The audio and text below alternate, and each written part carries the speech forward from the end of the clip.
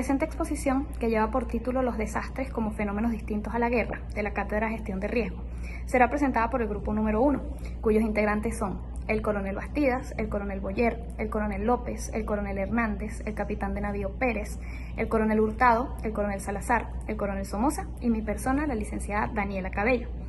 A continuación, les presento la agenda de la exposición, donde en un primer momento trataremos los conceptos generales alrededor de este término de desastres, los antecedentes ocurridos en nuestra patria Venezuela, el marco legal, cómo nuestra Carta Magna y las diferentes instituciones del Estado se blindan para accionar frente a distintos desastres que pudiesen ocurrir, la organización de una gestión de riesgo frente a estos desastres y por último presentaremos las conclusiones y los diferentes aportes del grupo dentro de este tema. Continuando con la exposición, en donde hablaremos sobre los conceptos generales en la administración de desastres como fenómenos distintos a lo ocurrido en un conflicto bélico, tenemos la derivación de la palabra desastre en latín, en donde des tiene que ver contrario, astre a las estrellas. Esto, si lo llevamos a la traducción en nuestro idioma, quiere decir cuando muere una estrella. Igualmente, en la parte gubernamental o en la parte del ejercicio de funciones de gobierno, son todos aquellos hechos violentos no deseados capaces de afectar el ejercicio económico y social dentro de una organización o dentro del Estado. Ello con las consecuencias que acarrearía la pérdida de vidas humanas y pérdidas materiales. Ellos pueden ser de manera natural, por efectos naturales o por acción del hombre. La clasificación de los desastres, como acabo de decirlo, que tiene que ver con lo de los naturales humanos, tiene la siguiente clasificación. La clasificación natural tiene que ver con los fenómenos meteorológicos, con lluvias, huracanes, ciclones, vaguadas, la parte topográfica que tiene que ver con áreas no aptas para el hábito humano o infraestructura y que ellas puedan zozobrar en momentos de estos movimientos que puedan acarrear la topografía. Tenemos la parte subterránea que tiene que ver con volcanes y movimientos sísmicos. Tenemos también la parte biológica como fenómeno en el cual hacen vida agentes bacteriológicos capaces de incidir en la vida humana y en su desarrollo natural dentro de una organización o dentro de la nación. Dentro de los desastres humanos tenemos lo que es el fenómeno de las guerras, tenemos los accidentes y tenemos aquellos que tienen que ver con el orden público o en el caso particular, un ejemplo tenemos como lo que está pasando en Colombia, el hecho de las manifestaciones violentas que acarrean pérdidas materiales y humanas. Dejo con ustedes al coronel Carlos Bastidas, quien continuará la exposición de los conceptos. Me corresponde en esta oportunidad continuar con la exposición Los desastres como fenómenos diferentes a la guerra, así como me involucro en el tema correspondiente a etapas del desastre. Mi nombre, coronel Carlos Augusto Bastidas. Las etapas del desastre se expresan o se dividen en dos variables. La primera, la gestión del riesgo. La segunda, el análisis del riesgo. La gestión del riesgo la estudiamos como un proceso que corresponde o traspasa 4 etapas. La planificación, la organización, la dirección y el control. Cabe destacar que no sabemos cuándo va a ocurrir un desastre, pero sí podemos tomar las diferentes medidas basadas en la prospectiva, en el conocimiento, en la experiencia, en los estudios científicos, para poder determinar o anticiparnos a un desastre sobrenatural, en este caso. La planificación, porque la planificación motivada con una planificación de nivel, una planificación que vaya en pro, no tanto de prevenir el desastre como tal, pero sí de tomar las acciones correspondientes después del desastre. ¿Qué se va a hacer? ¿Cuándo? ¿Cómo? ¿Dónde? ¿Para qué? ¿Y por qué? ¿Qué unidades? ¿Qué instituciones? ¿Qué ministerios van a participar tanto en la prevención de ese desastre como en las acciones posteriores al desastre? En El segundo elemento que se estudia es la organización que debemos tener, la estructura que debe existir para afrontar cualquier calamidad o desastre. ¿Basada en qué es esa estructura? Una estructura totalmente gubernamental, donde todas las instituciones del Estado tributen a la recuperación del Estado-Nación que haya sufrido, o parte de este Estado-Nación que haya sufrido las consecuencias de ese desastre natural. El tercer elemento que estudiamos es la dirección enfocada a que la planificación y la organización deben ser ejecutadas por un elemento que dirija, un elemento que instruya, un elemento que supervise, un elemento que analice, un elemento que obtenga resultados veraces, eficientes y eficaces en torno a las metodologías aplicadas para la solución o para la anticipación o para la recuperación de los estados una vez que hayan sufrido el desastre. Por último es el control. El control es el elemento que engloba los otros tres, porque el control es la variable que me va a decir si se ejecutó o no lo planificado, dónde estuvieron las fallas de la planificación, qué fase de la organización o qué instituciones, qué ministerios que estaban encuadrados en la organización no respondieron ante la eventualidad del desastre. Ahora bien, estudiamos lo que es la segunda variable de las etapas del desastre, que son los análisis de riesgo. Los análisis de riesgo se determinan en tres etapas: antes, durante, que viene a ser la alerta, y el después. El antes está la prevención, la mitigación y la preparación para afrontar estas calamidades y desastres. En la alerta es durante la ejecución de ese desastre. Ocurrió el desastre, se liberan las alarmas de alerta, se inicia el proceso por el cual los planes por los cuales se ejecutan las diferentes acciones para la mitigación de los desastres, y la respuesta inmediata de todas las instituciones del Estado, instituciones públicas y las privadas. Se involucra todos los miembros del Estado. Y por último, el después, lo que es la rehabilitación, donde se atienden heridos, se atienden estructuras, se revisa, se chequea, se supervisa, y la reconstrucción para la vuelta a la normalidad y la calma de un Estado-nación que sufrió los embates de un desastre natural. Buenas tardes, distinguido profesor, estimados compañeros.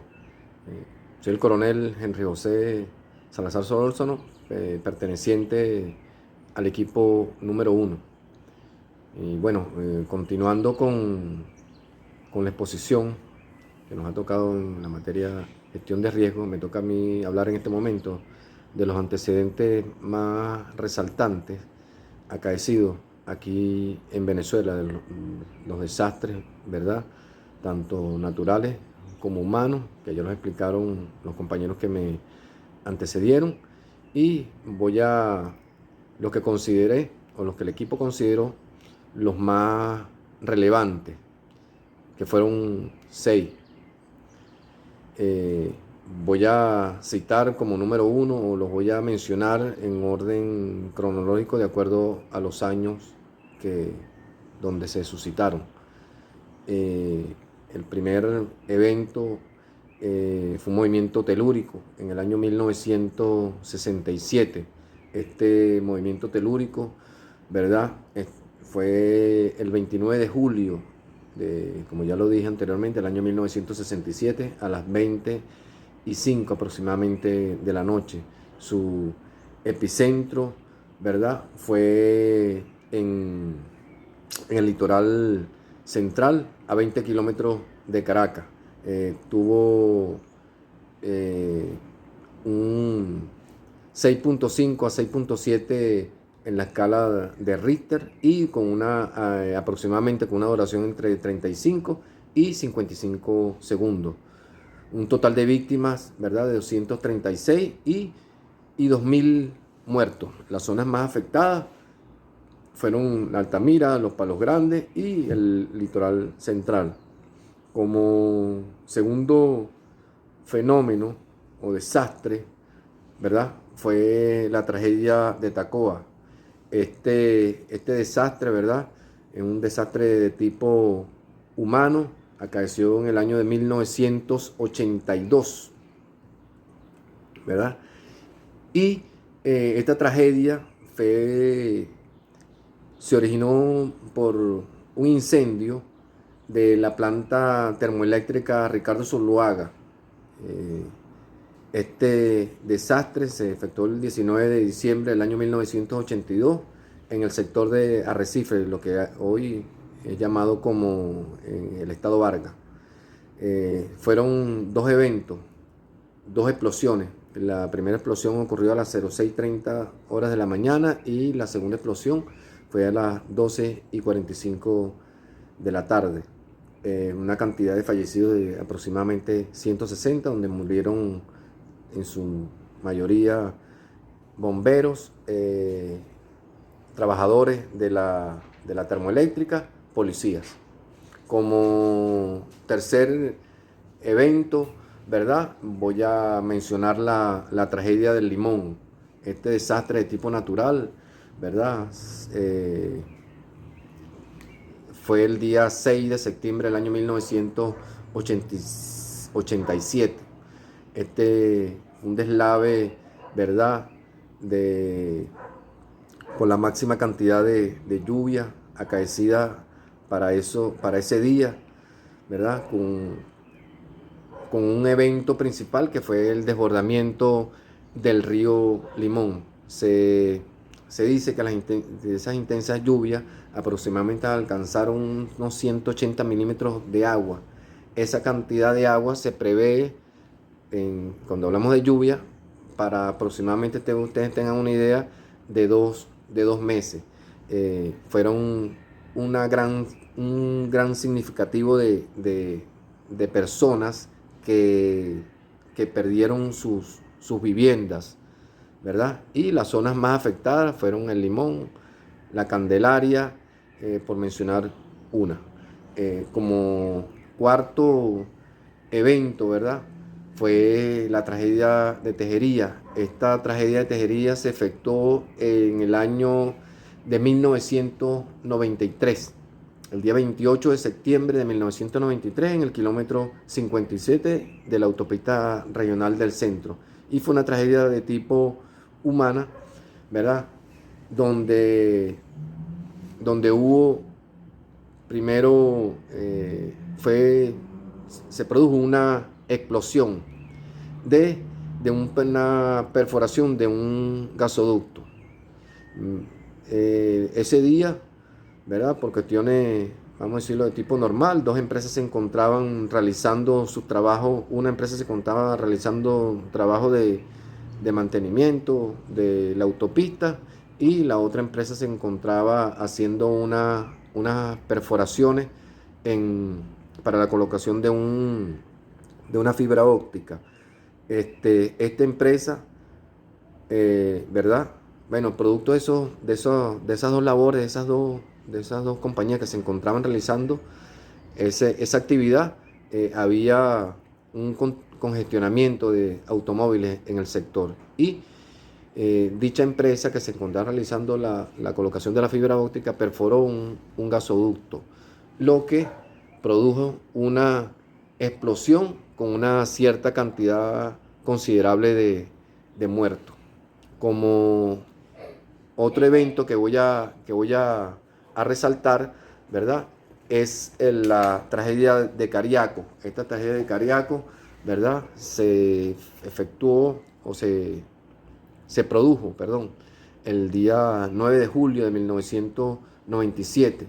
Aproximadamente, como ya lo dije, en esa localidad de Cariaco, que es el estado Sucre. Su magnitud fue de 7.0, ¿verdad?, en la escala de Richter, y duró aproximadamente 51 segundos, con un total de víctimas fatales de 73, y evidentemente pérdidas materiales de todos los sectores de viviendas que se encontraban en sus alrededores, y también parte de la capital del estado Sucre que es Cumaná.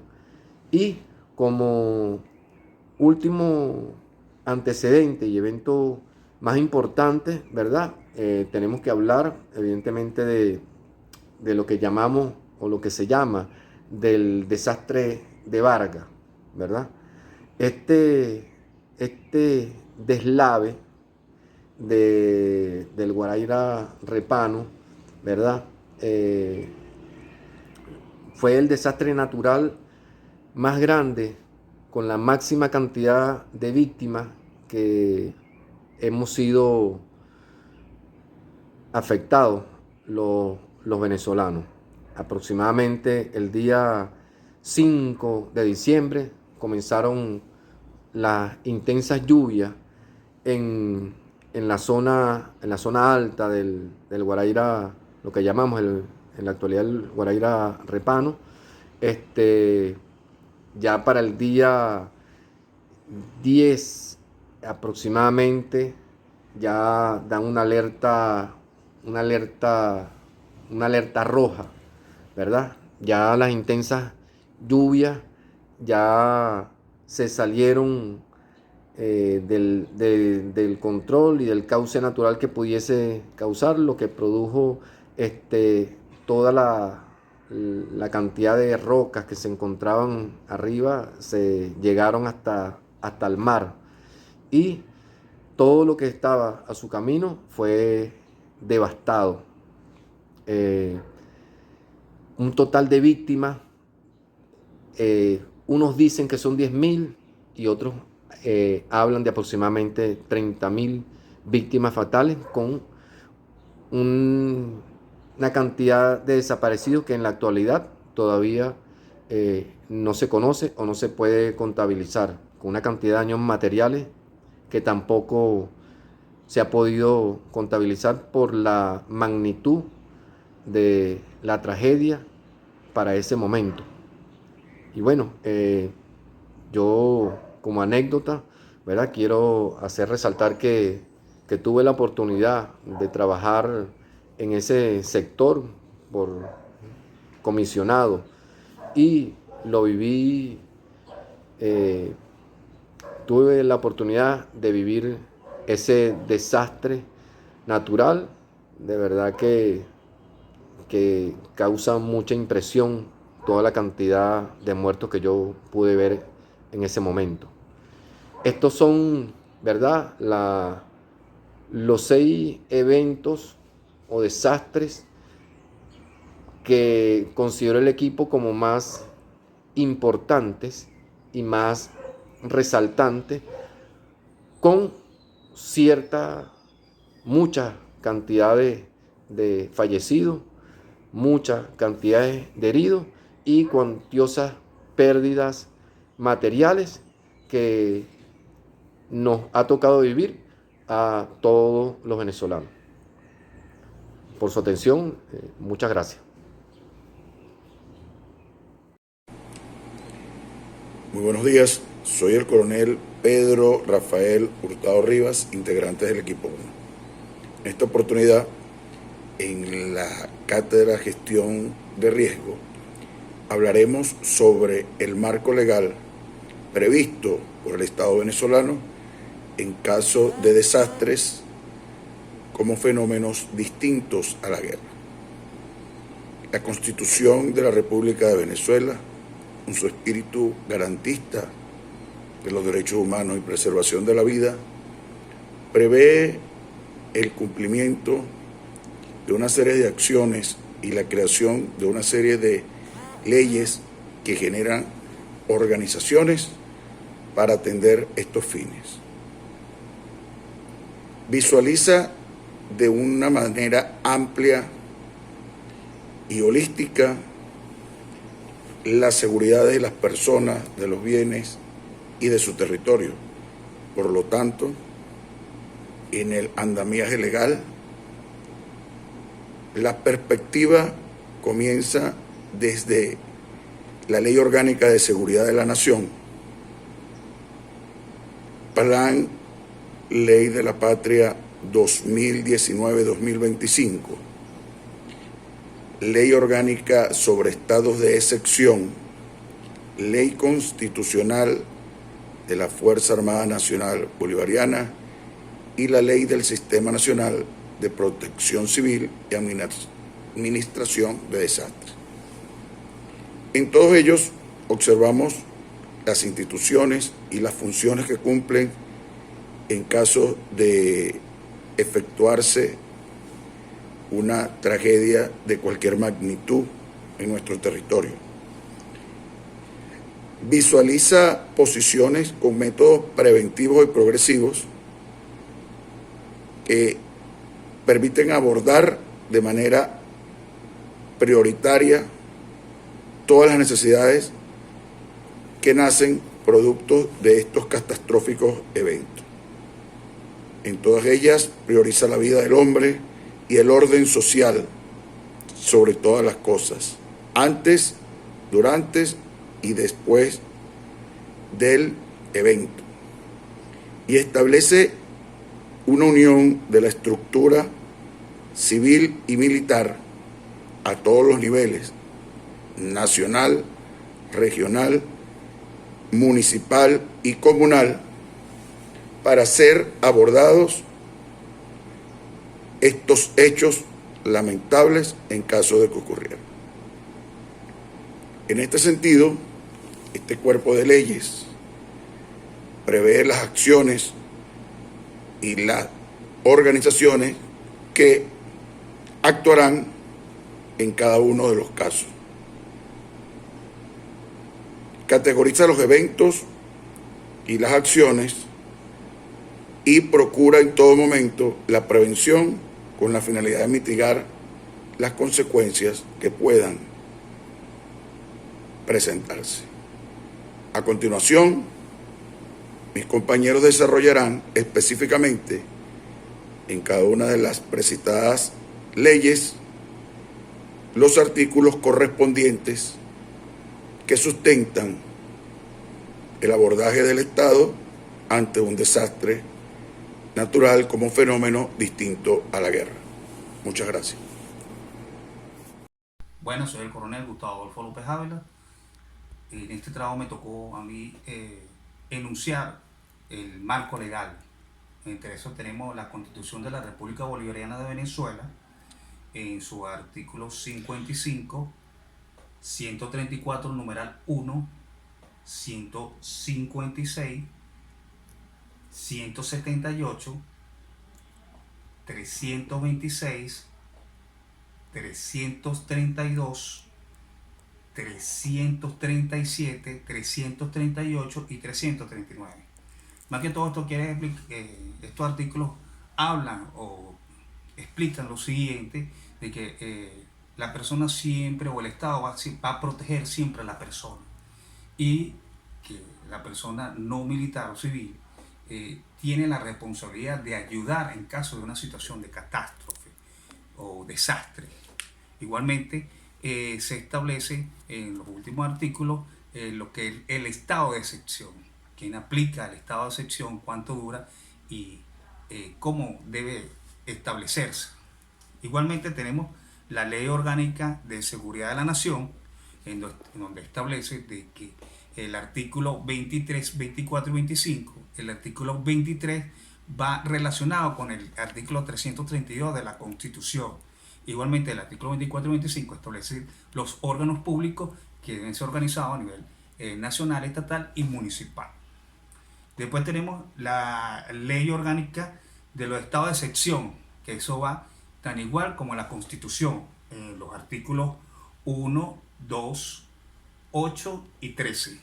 Ahí establece quién establece el estado de excepción, cómo el estado de excepción se encuentra el estado de excepción de alarma, de conmoción interna, conmoción externa, y todo eso, los tiempos que figuran, quién los nombra y todo eso. Igualmente tenemos la Ley Constitucional de la Fuerza Armada Nacional Bolivariana, en su artículo 6, en el ordinal 15 y 19, que establecen directamente ahí la colaboración de las Fuerzas Armadas con los órganos estatales, nacionales, para ayudar en caso de catástrofe. Nosotros participamos activamente en esa situación como colaboradores. Igualmente, tenemos lo que es el Plan de la Patria 2019-2025 y la Ley Orgánica Nacional de Protección Civil y Administración de Desastres, que establece en los artículos 1 y 3 que ellos tienen la planificación en caso de tipo de desastre. Ellos se van a encargar de todo lo que es organización y planificación a nivel nacional, estatal y municipal. Más que todo esto lo que marca la parte legal de nuestra investigación en cuanto al trabajo que estamos explicando en estos momentos. Gracias. Buenas tardes, quien les habla es el coronel Boyer López, integrante del equipo número 1. Continuando con el marco legal que rige el accionar del Estado ante los desastres que podemos enfrentar, ahondaremos un poco más en cada una de ellas. Veremos cómo está organizado el Estado, así como los cuerpos encargados de mantener el orden y la seguridad de la nación. Nuestra Constitución garantiza en su artículo 55 el derecho a la protección por parte del Estado a través de los órganos de seguridad ciudadana y hace énfasis en el artículo 326 en que la seguridad de la nación se fundamenta en la corresponsabilidad entre el Estado y la sociedad civil, en los ámbitos económico, social, político, cultural, geográfico, ambiental y militar. Por lo tanto, no solamente cuenta con los cuerpos de seguridad reflejados en su artículo 332, Protección Civil y Administración de Desastres, Policía y Bomberos, sino que cuenta con la Fuerza Armada, así como con todos los ciudadanos que habitan el territorio de la República, bien sean nacionales o extranjeros. No solo la Constitución rige el camino a seguir en caso de desastre, sino que contamos con una serie de leyes como la Ley Orgánica de Seguridad de la Nación, que en sus artículos 22, 24 y 25 establece que el Ejecutivo Nacional, a través de la Fuerza Armada, será quien regule y controle el material de guerra y otras armas y encarga al sistema de protección civil de la gestión social de riesgo, buscando siempre la reducción de las vulnerabilidades ante los eventos de orden natural, técnico y social. Igualmente tenemos la Ley de Estados de Excepción, que establece en su artículo 1 que la misma es la encargada de establecer las regulaciones de los estados de excepción en sus diferentes formas. Los diferentes tipos de estados de excepción están contemplados en el artículo 2, los cuales pueden ser de orden social, económico, político, natural o ecológico. Los estados de excepción solamente pueden declararse ante situaciones objetivas de suma gravedad que hagan insuficientes los medios ordinarios de los que dispone el Estado para afrontarlos, y la potestad recae sobre el presidente de la República, tal como lo establece el artículo 8 de la presentada ley. Por otro lado, tenemos la Ley Constitucional de la Fuerza Armada, la cual en su artículo 6 establece que la Fuerza Armada no solamente es encargada de asegurar la soberanía plena de la República, sino que también debe contribuir con los distintos niveles y ramas del poder en la ejecución de tareas vinculadas. Muy buenas tardes, quien les habla coronel Luis Hernández Escobar. El día de hoy les voy a hablar sobre la distribución del poder público, que en nuestro país tiene 3 niveles.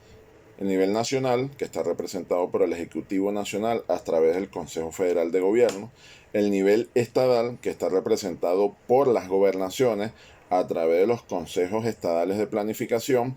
Y el nivel municipal, que está representado por las alcaldías a través de los consejos locales de planificación, las parroquias a través de los consejos parroquiales y los consejos comunales a través de las asambleas de ciudadanos.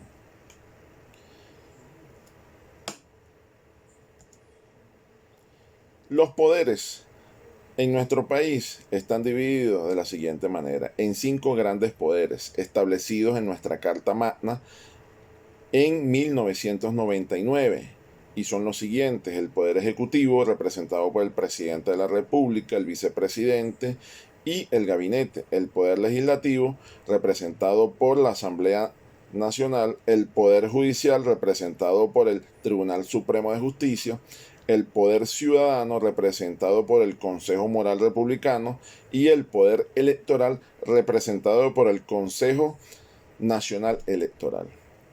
El Consejo de Defensa de la Nación está representado por el Presidente de la República, el Vicepresidente, el Presidente de la Asamblea Nacional, Presidente del TCJ, Presidente del Consejo Moral Republicano, Ministro del Poder Popular para la Defensa, Ministro del Poder Popular para Interior y Justicia y Ministro de Relaciones Exteriores.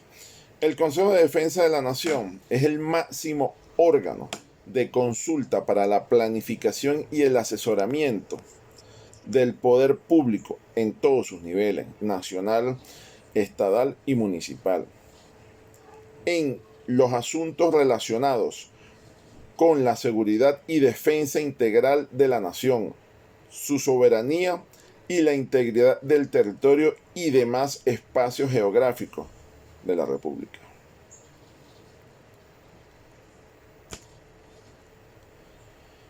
La doctrina de defensa integral del país está representada de la siguiente manera.